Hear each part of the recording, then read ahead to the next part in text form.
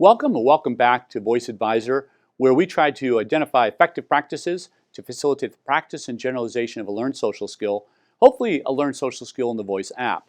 Now today we're going to focus in on embedded opportunities. Now embedded opportunities comes along with an implementation guide that I'll mention before we finish here, as well as a video illustration of what this might look like in the classroom setting. But what are or what is embedded opportunities? Well, they kind of are pretty much what they sound like, and that is what we're trying to facilitate is trying to take a learned social skill and practice and generalize it into the classroom setting. And in so doing, we're going to identify a situation where we can provide natural reinforcement to facilitate the breakdown of the practice and then the subsequent generalization. So with that in mind, there are 7 steps to consider for implementation.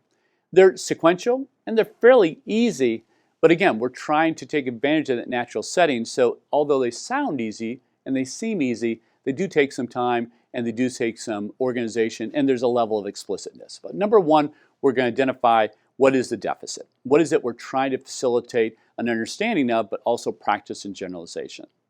Number 2, we're going to make sure that we understand, because of course we're doing this in a natural setting and it's going to be somewhat embedded as the terminology goes, we want to make sure what's the benchmark to determine a criterion for mastery. That's critical, so we'll know when we're there, right?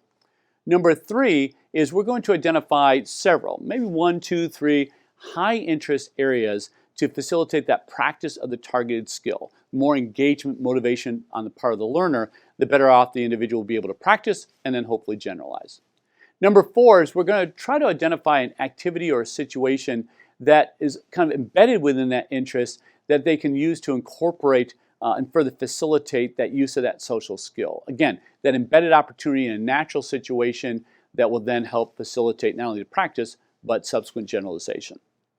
Number 5, we're going to start off with kind of a low effort skill. Why? We want to kind of increase incrementally.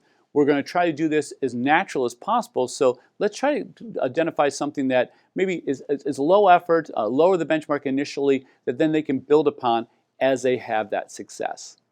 Number 6, we're going to provide the situation and we're going to provide support with that situation.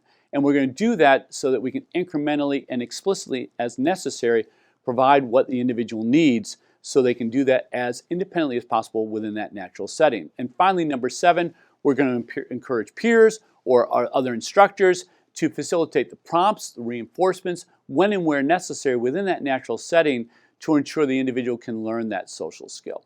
So in a way, 7 simple steps for embedded opportunities in a natural setting to facilitate practice and generalization of a learned social skill. Very common sense, and yet, as the implementation guide facilitates, as well as the video tries to illustrate, it does take some planning, some sequencing, and very purposeful engagement to be able to facilitate the practice and generalization of this practice into the classroom setting. I hope this video was helpful, and come on back to Voice Advisor for more ideas to facilitate practice and generalization of learned social skills. Thank you.